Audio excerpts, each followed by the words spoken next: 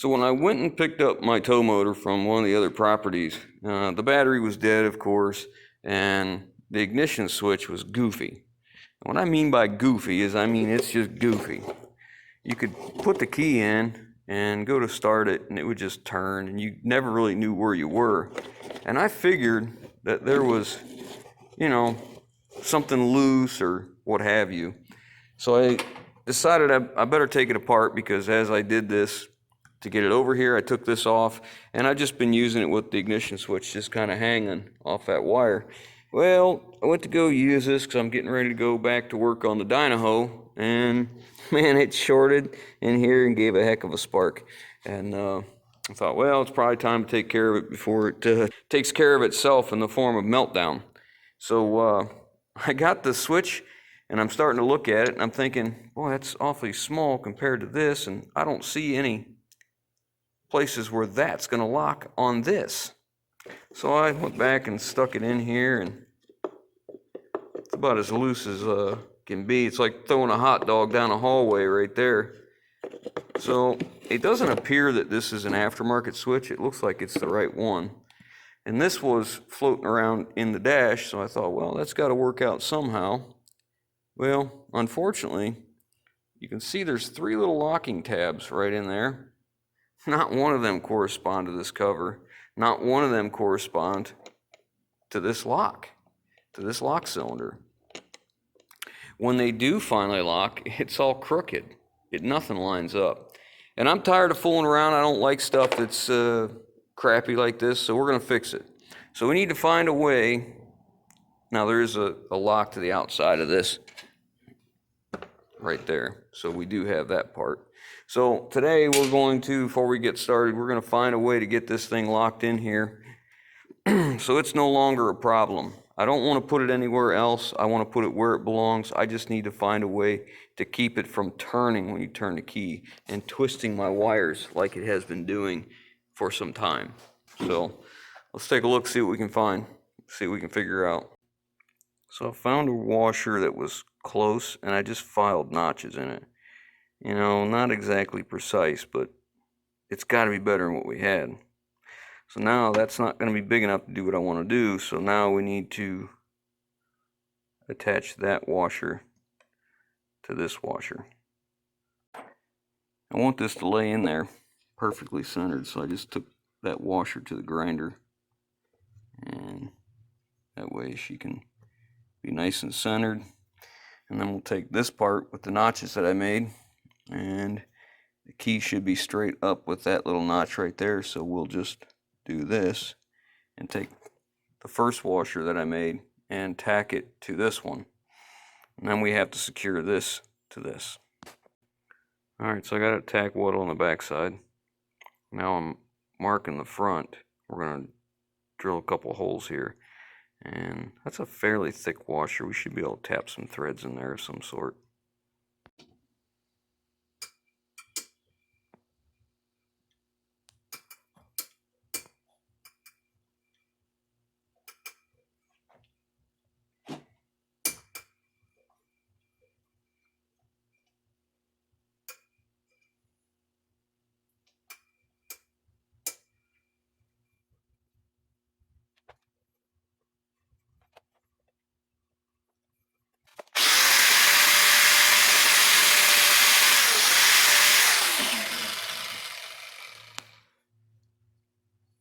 Oh yeah. Okay. Alright, so I made this little sleeve to go in here, and it is not the right diameter, so rather than filing off those raised points, I just took a piece of tubing and I just slid it and spread it apart, slid it down so it fits. So now we're ready to put it back in here.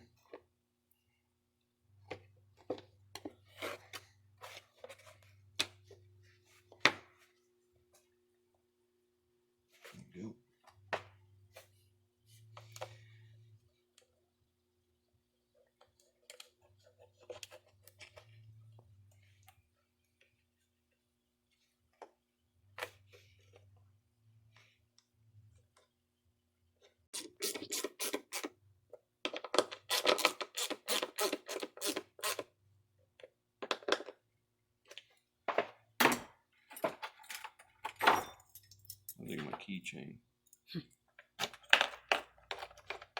We can go bolt this back on, plug it in. Hopefully I'll never have to touch that again.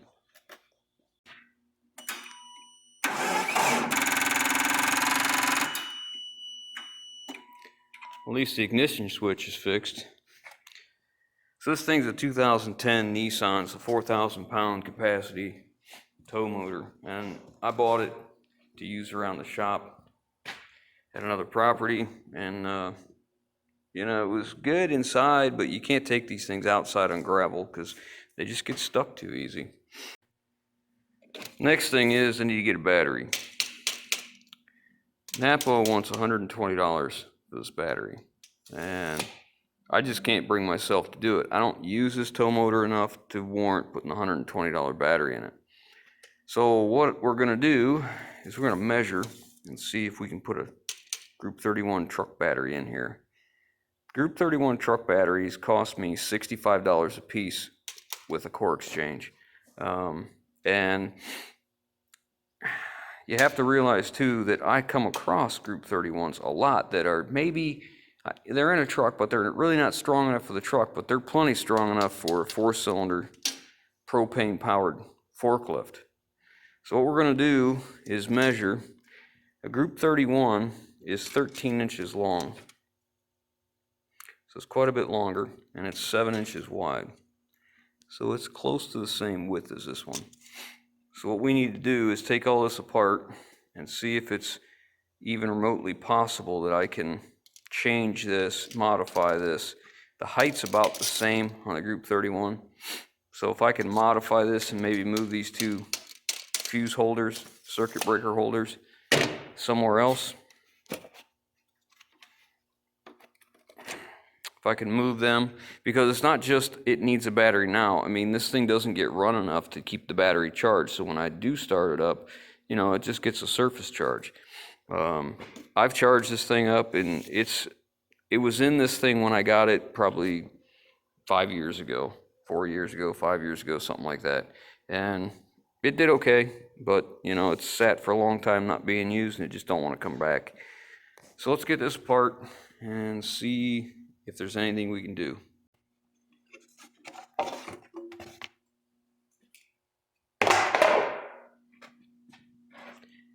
Well, it's looking promising so far. All right, now I want to know if I can get this wiring somewhere else. We have a little bit of room top on it, above this, not a lot.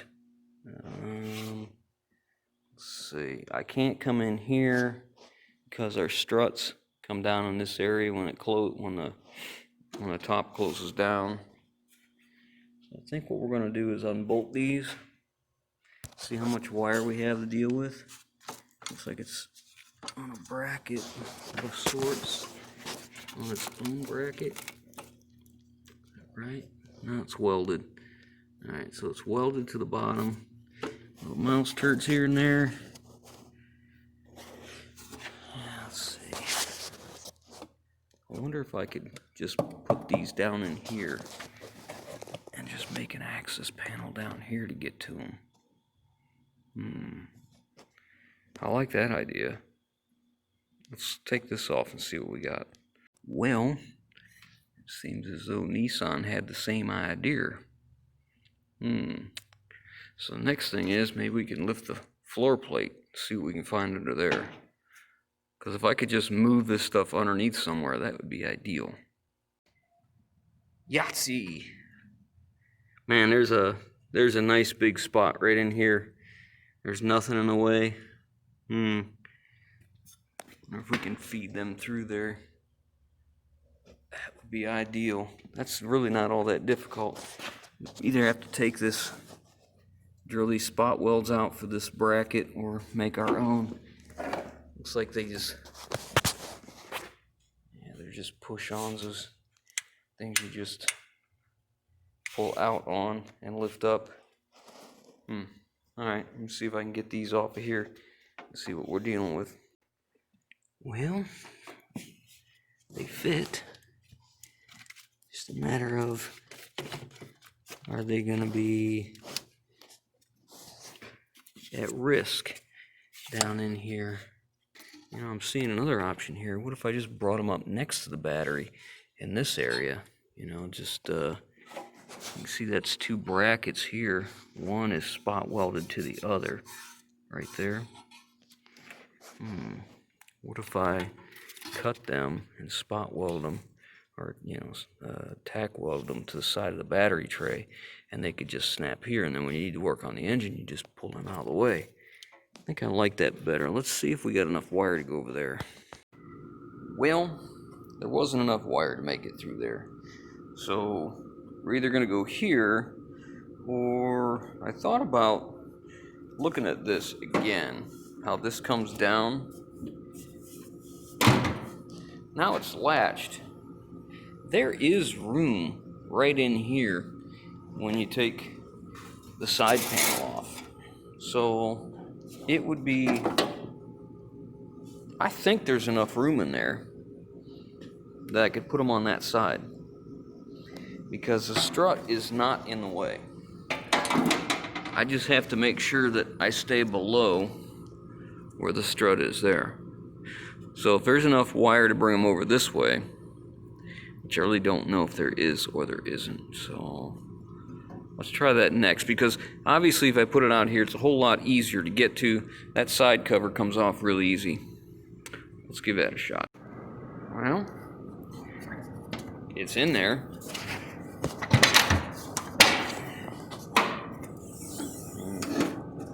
It's close. They fit. This doesn't, the lift doesn't interfere, but yeah, there's just not enough wire to put it all back together.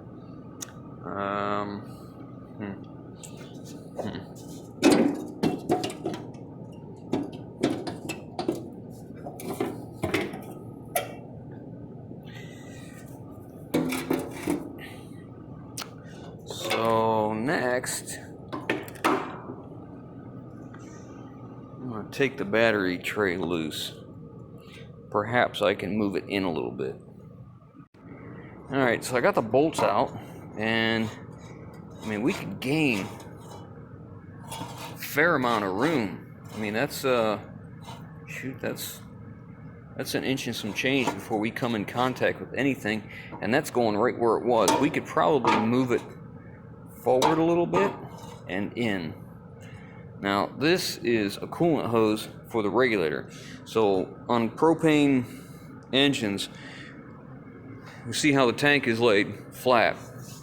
If you stand your tank up and it pulls off the top, you're pulling gas. If you turn it sideways and your draw tube comes off the bottom, you're drawing liquid. Now, liquid propane, when it comes through a regulator and constantly running at the volume that this will, it can freeze up because it's extremely cold. Anytime you take, just like a refrigerant in an air conditioner, that's the whole concept of how it works. You take something that's a high pressure gas and take it, or high pressure gas goes across condenser, then becomes a high pressure liquid. Then you take that high pressure liquid and you restrict it to where it comes through an orifice, and then that high pressure liquid turns into a low pressure liquid. Then it goes across the evaporator inside the car, where you blow the ambient temperature in the cab across it, and that changes it from that state of low pressure liquid to low pressure gas, so the cycle can start all over again, because you can't compress a liquid, you can compress a gas. All right, so same philosophy. When you bring propane in here and you're bringing it across an orifice or regulator, it slows it down. So this is going to get cold. So they keep this from freezing up by running engine coolant through this to keep it warm. So we have to be careful. Look at that whole rant tangent thing just for a hose that we're touching. Man, unreal. Anyway, so this may need to be moved or protected of some sort, but we can go in. Right here's where it was. I can go in. Man, I can almost make it to the second hole. I can almost make it to that hole right there. So I could probably, I don't even think I need to cut these loose. I think I can probably make another one to just go over top of it and go a little farther. Piece of angle iron on this side and angle iron on this side. Maybe weld it and let it go in just a little bit farther. And if I take angle iron and move that in a little bit, so if I go to service this thing, I gotta be careful of that hose right there too, that heater hose, top radiator hose. But if I can move this way, I could probably come this way too. I don't see why I couldn't come forward. And I could make us a bracket, especially if I did it like that. And then that would give me another inch or two over here. And then I could just lay those right in here and tack weld it to the side of the bracket. I really like that idea. I'm going to check a few more things, but might be what we do. Alright, so I cut the original brackets off, and we're going to make new ones out of this 1x1 box tubing. And I got them cut to length and marked out, so now we're going to go drill them and get them ready to go in. Alright, so I'm not going to be able to get to the end of this to get a wrench in there. So what I've done is I've drilled a hole on each side of the nut, and I've got a bolt in here, the jam nut, holding it in place. I'm going to weld each side of this so we can hold the nut in place. Alright, so that's going to work. The battery will naturally lift this up. I'm going to go ahead and turn that hose just a little bit because I think it's naturally going to turn up like that. So the battery won't be touching it. I'm far enough away from that radiator hose. I got plenty of room in the front. So I got it tacked into place now.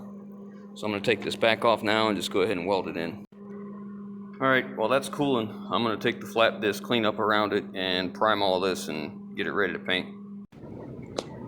Alright, I've got that painted as much as I'm going to for right now because I'm still going to have to weld my bracket out here. Isn't that a nice line? I just laid a shop rag across there. Very nice. Yeah. Very nice. I didn't tape it off. I put never sees on the bolts. Just gonna put these in here. It's too dark right here. It was easier to see before when it was shiny metal. Not so much now. So with moving this in, it ended up moving it in probably almost 2 inches. And it moved it this way a little bit. And I went ahead and drilled the spot welds out for that bracket that held them fuse panels. So get this tightened up in here, and then we'll start with mounting these. Well, the tow motor needs a battery, so he's going battery shopping. Oh, you found just the right one? It's just the right size. Just the right size. The cost is on sale. So, what could you ask for? Okay. Let's go put it in.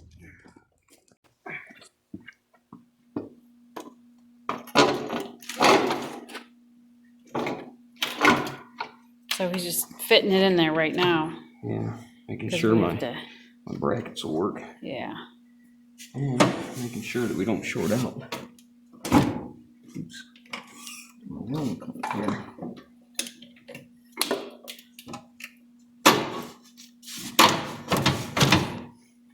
I think I'd like to get a light in there, see how much room there really is.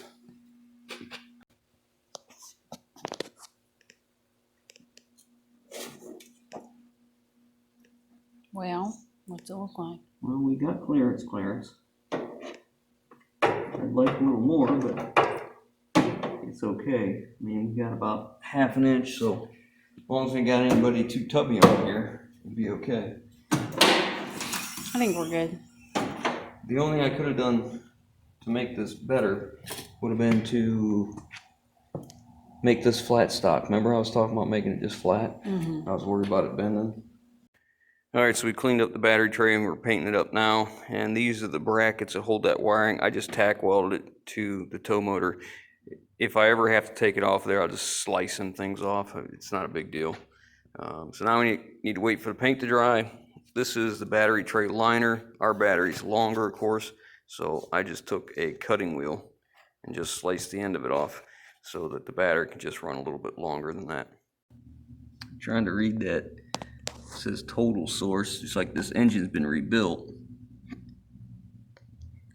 From what I can read, the rods are 10 underside, the mains are 10 under, and the bore size is 20 over. And looks like 2011 is when it was rebuilt. And I bought this in 14, 15, 2014. I can't remember. Anyways, we went ahead and took the cover off the top, the lid, so we could check the antifreeze, because you had to take this cover off of here, and then the reservoir over there. I wanted to get that out of there because I heard something jingling, and it's the level sensor's broken, so that'll need to be replaced. And of course, I don't know how they got that in there, because that float is bigger than the sensor, so I assume that's going to come as a complete unit right there.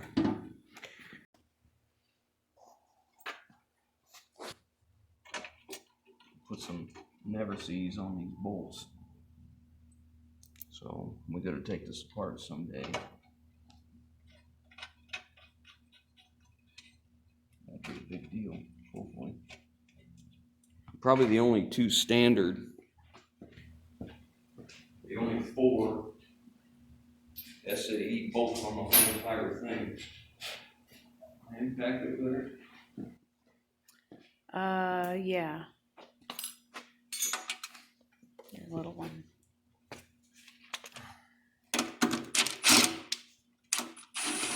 Got a better idea. Let's go forward.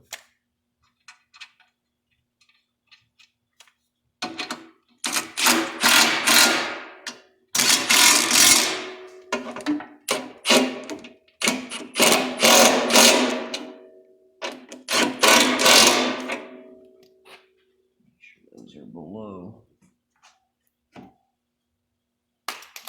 and not above that, because I put. Oh yeah, we're good. We're sitting flat. Good deal. All right, now battery in. All right, so we're gonna have to. Oh, it's got a little protective ditty on it. Oh. Good deal.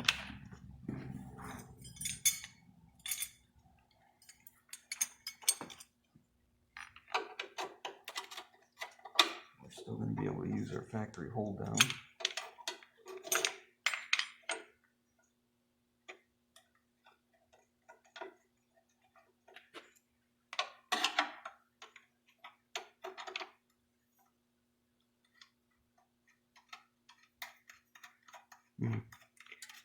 One's longer than the other.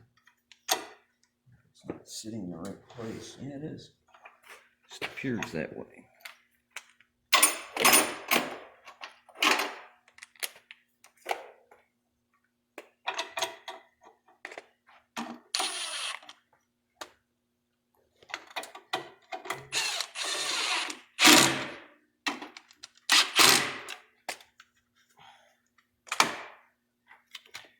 So this is the original negative. We'll see if it'll work. If it's long enough.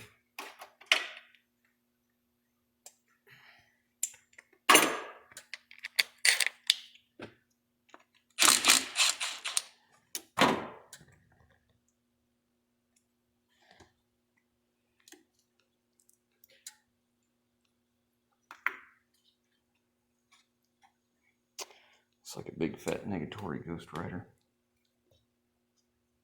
Let's see what we got here. This is the positive over here. It used to come up like this. Make sure we're not going to be rubbing anywhere.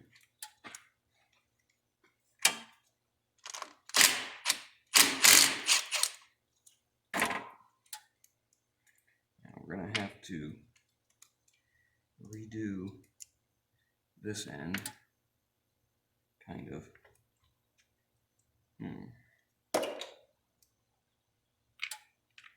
So I think what I'm going to do is drill this out to the correct size, and just take these little tips here and just cut them off. So I cut the 2 ears and then just round it over. About this.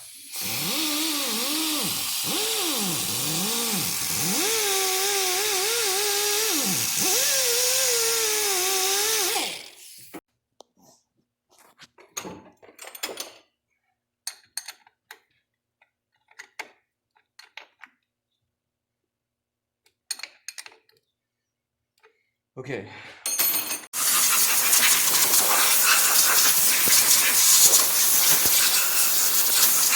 About that, my paint wasn't dry, and I was used a cutting wheel on there, so now we have brass flake in our black paint. Oh, it's just gold flake. It cost, yeah, gold flake. Yeah, poor man's gold flake. All right, so I got that end cleaned up too. So I'm gonna go ahead and put these in here and make sure that they work like I want them to, and they fit. Put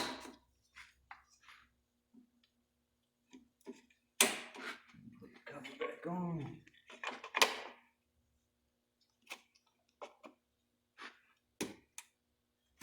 Sits backwards. Okay, now we're gonna put the side cover back in place. Of course, you can see it's been properly massaged by the previous owner. So this goes on here. This sits on here.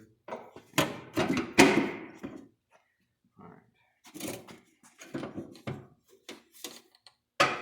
I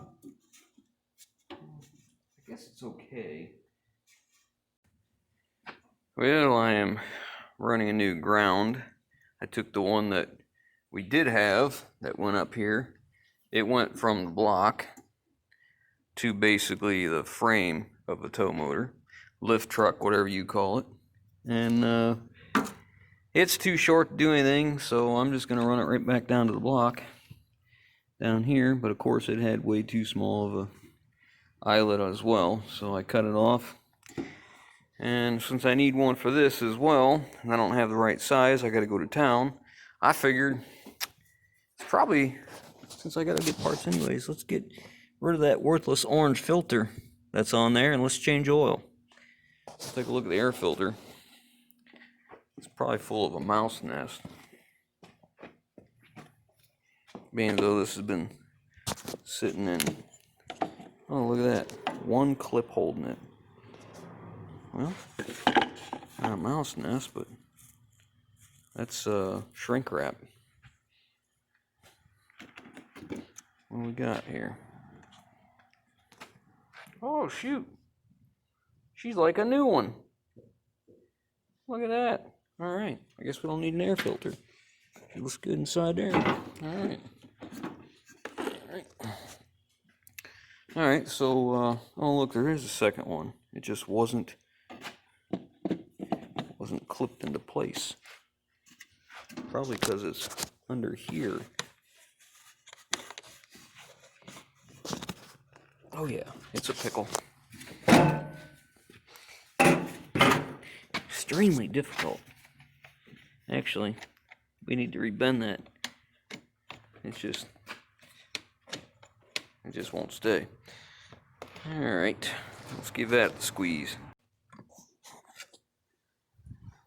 Oh, that's been on there a while.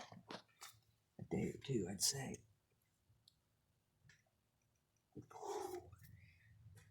Can't take more than I got.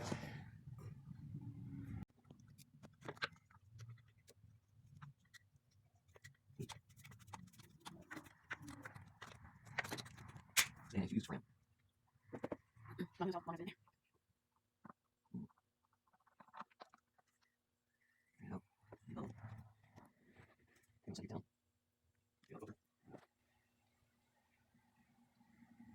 Boy, it's been a while since we've been able to open up the garage doors, huh? Yeah. It's actually warm today. Feels good. 2951. I'm gonna have to cross that. I may have that in Napa filter here. Let me go check it out. Okay. That's a heck of a difference. Let me get some oil put on this seal here. Well, I figure we might as well just go ahead and keep on going. You know, give her all the maintenance we can. Guess I'm gonna have to hold that. Anyways, let me get this all greased up. Well, I thought there was a grease fitting on that pivot, but I've looked high and low everywhere on the axle itself and on the forklift, and there's nothing. Must be something different. I can't find anything. I've stuck a light in there and felt for maybe a hole where grease fitting may have been, but yeah, nothing. There's nothing. It looks like it's a bushing down in there, but no grease fitting, and there's no grease around it like it's ever been greased. So, I mean, it obviously pivots. There's a stop right there, and we're touching on the other side. So, I don't know. I guess it don't get greased. Alright, this is my crimp tool.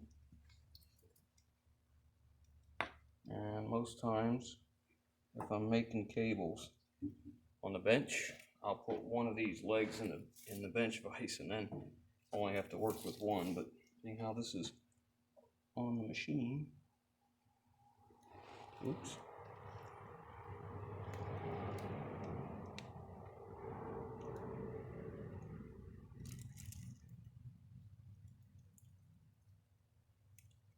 Shove it in there as far as she'll go. Crimp her down. This crimper will leave a number on it right there as to what you crimped it to. Now, this is just the ground, so I'm really not worried about it. As far as corrosion, if it was a truck that was, you know, out in the weather, then I would follow through with solder behind this. But being as though this is a machine that'll be inside and gets used very little, hey, looky there.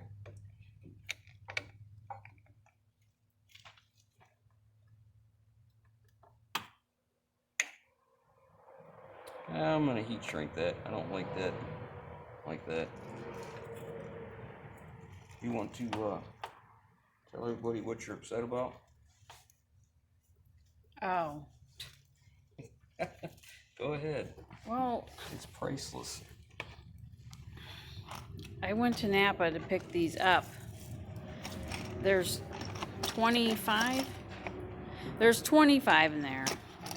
They're, what are they, battery cables, whatever they're called? Yeah. IO terminals. And I just looked at the receipt when I put it on the counter. $39. I know they're made out of brass, but that just seems so crazy that they're $39. I don't know. I guess I'm not aware of the price of parts, but I think that's insane. I think we should just quit and retire. Okay. So apparently I just don't know what parts cost.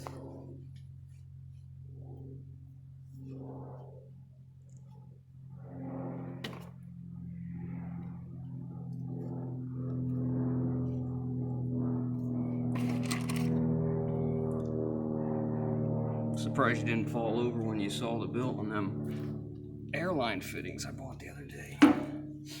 Well, I probably didn't look.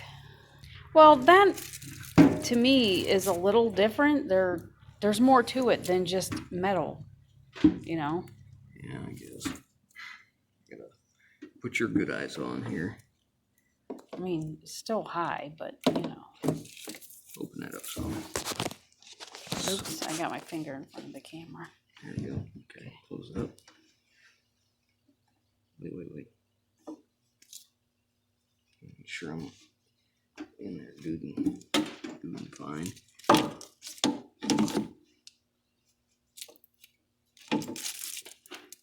Won't be able to see it.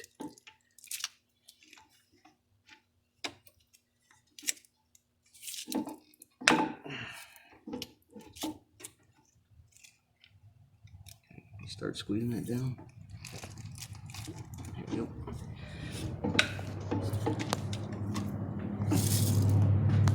So these, the way these things work is they're set up for a lot of different ones. Like this is number, you got number 2, number 2, number 1, 2 or 4 odd. You just spin the dies. I can't see it from here, so I'm kind of guessing. And then you got color coded, so you make sure you got the right ones on either side.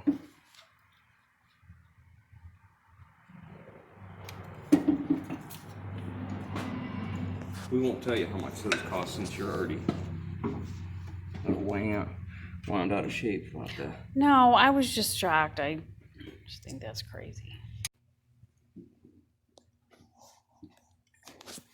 So after you're all upset about how much these cost, what did I just do? You wasted one.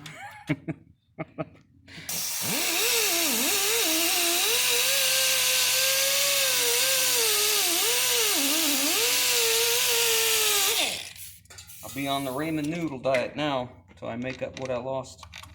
I mean, if you look at it like by piece, they don't sound that much, but when you buy a whole box, it's like, it sounds so much worse. I guess. But hopefully those will last you like 10 years or more. No. No, ma'am. No, ma'am, they won't. Especially if I do what I just did. When I was crimping it, I let the wires slip a little bit. So, yeah. You know, I didn't get it in all the way. I mean, it was, I don't know, probably okay. But you just won't accept stuff like that. You want it just so, lady. Yeah, that's you. That's you. No, I think everybody knows it's you. At 10 or 11? 11.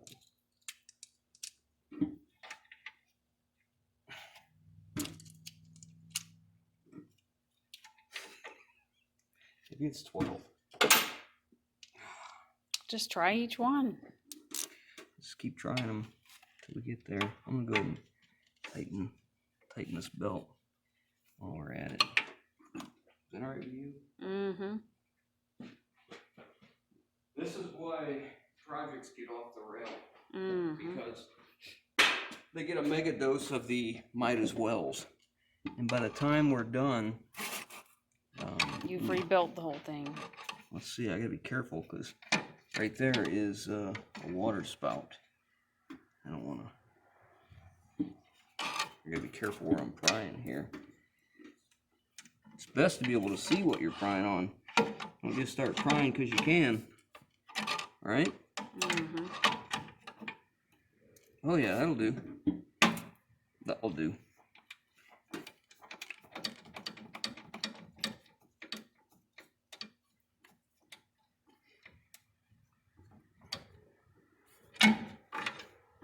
All right, well, I got her all greased while you were gone. Did you? Yep, it's all greased. I have refilled the oil. And we're going to crank it over, fill the oil filter before we start it. So I'll make sure my propane's off. Propane is off. All right, now we're going to check the charging system.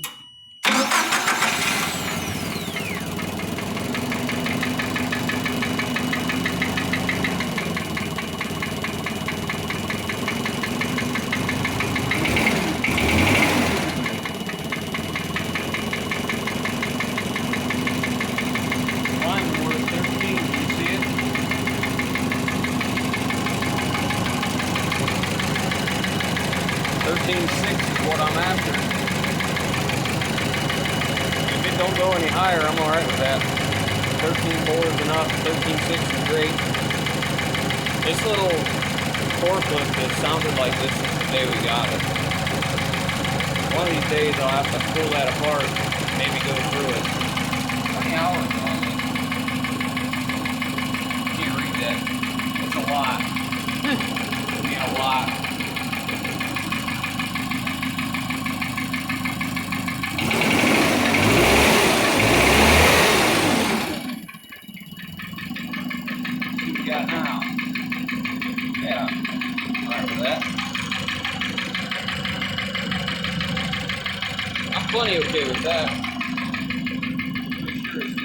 with lights on. Oh yeah. That's what's called the front lights on.